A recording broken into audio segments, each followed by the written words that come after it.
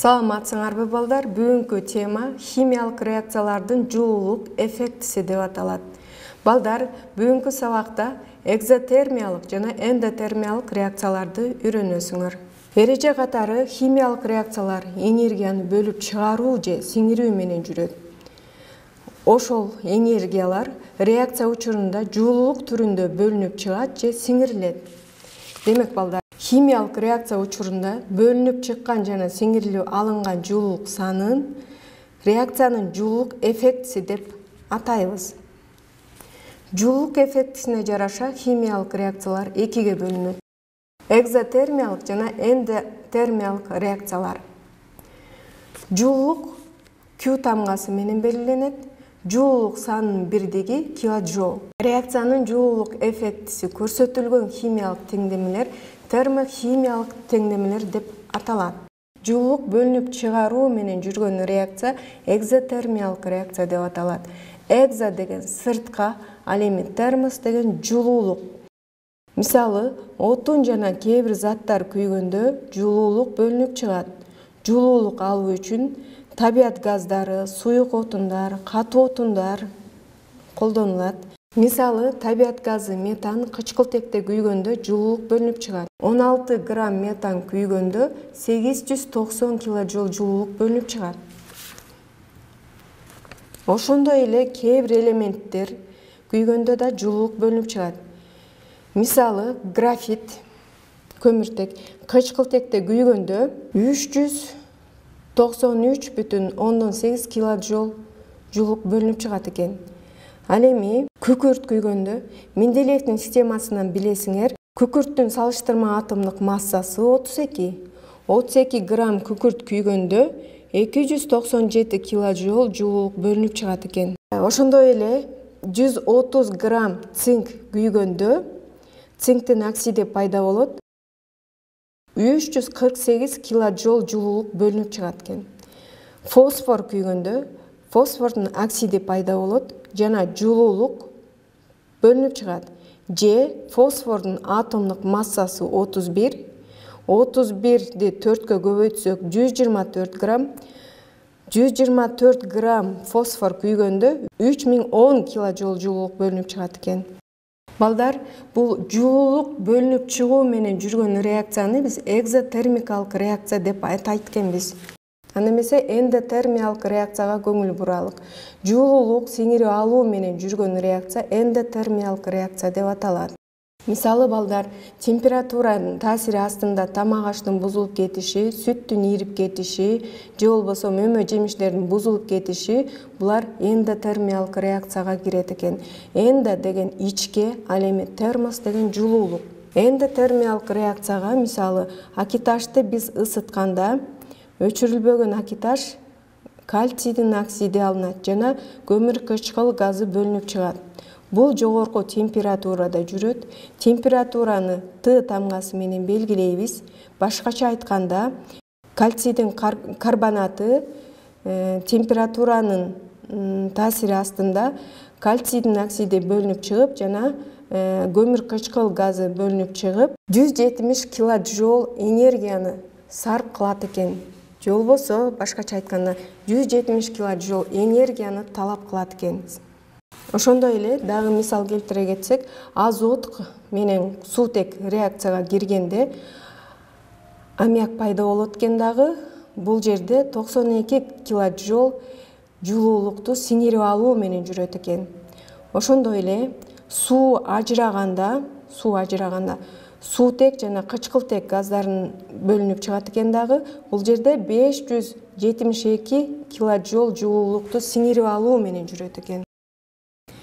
Балдар, силер жогоруда бир нече экзотермиялык жана эндотермиялык реакцияларга мисалдарды көрдүңөр.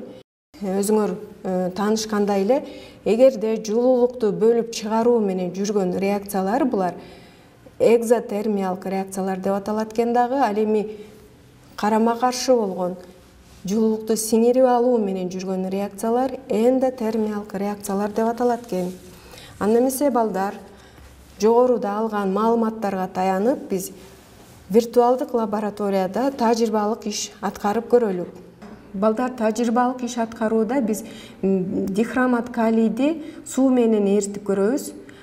Экинчи реакциябыз бул гидроксид натрийди дагы суу менен эритип көрөбүз. Балдар, биз тажрыйбалык иш аткаруу үчүн эң эле алгач керектүү жабдыктарды чогултуп алабыз.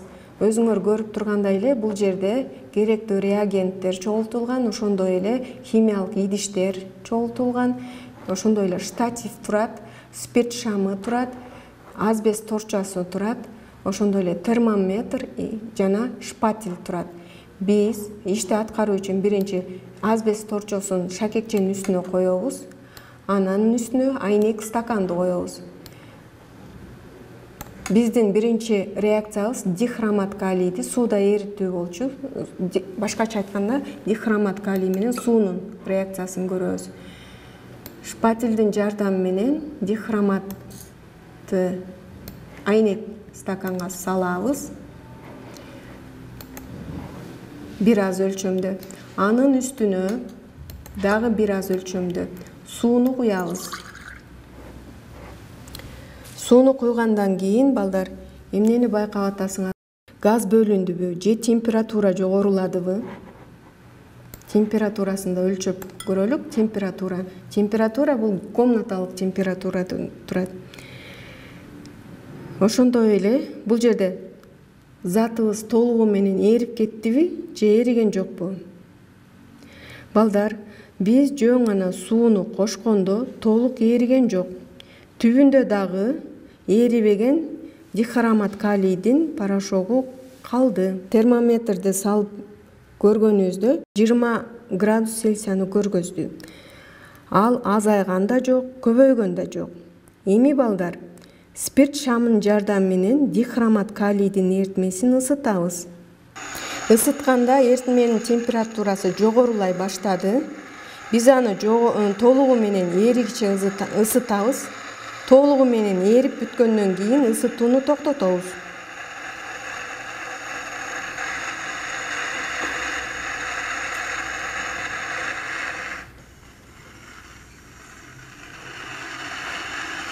Балдар, температуранын жогорулашына көңүл бурабыз.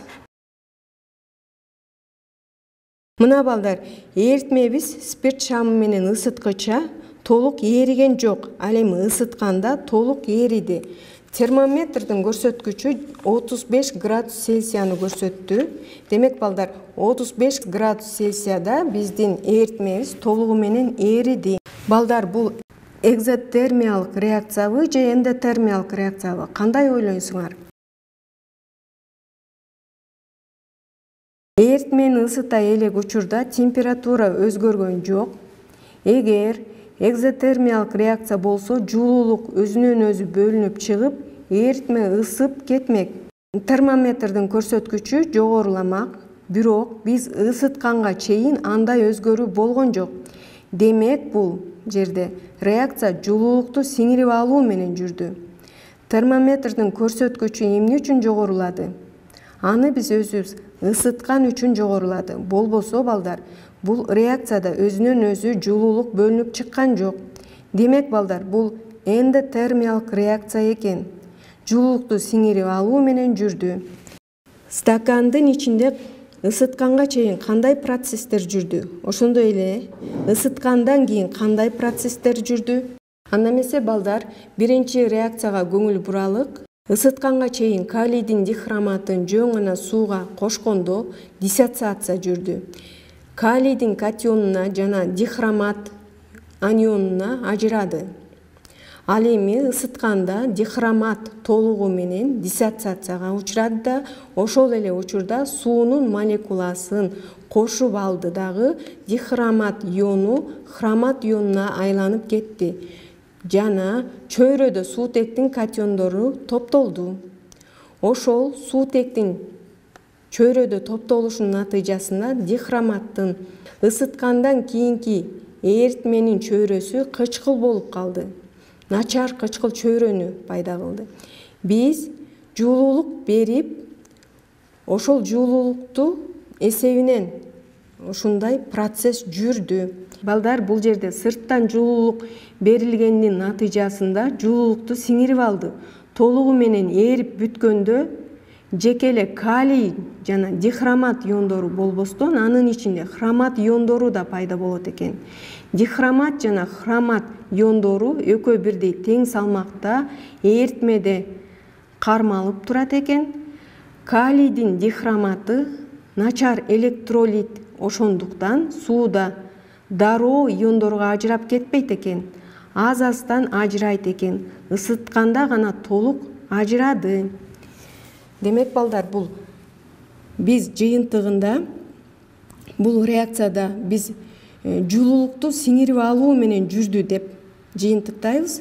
Демек балдар, жуулуулук сиңирип алуу менен жүргөн реакция бул эндотермиялык реакция деп эсептейбиз. Кийинки реакцияда биз натрийдин гидроксидин суу менен болгон реакциясын карайбыз. Анын үчүн балдар, бул жерден айнек стаканды алабыз. Аны биз спирт шамынын үстүнө койбойбуз. Ага натрийдин гидроксидин шпательдин жардамы менен салабыз бир аз өлчөмдө. Ошондой эле термометр, биз температурасын аныкташыбыз керек. Термометр салып коебуз. Анын үстүнө биз сууну куябыз. Бир аз өлчөмдө сууну койдук. Демек балдар, өзүңөр байкап тургандай эле, бул реакцияда натрийдин гидроксидине сууну кошоору менен эле дароо эле термометрдин көрсөткүчү жогорулашын байкадыңар.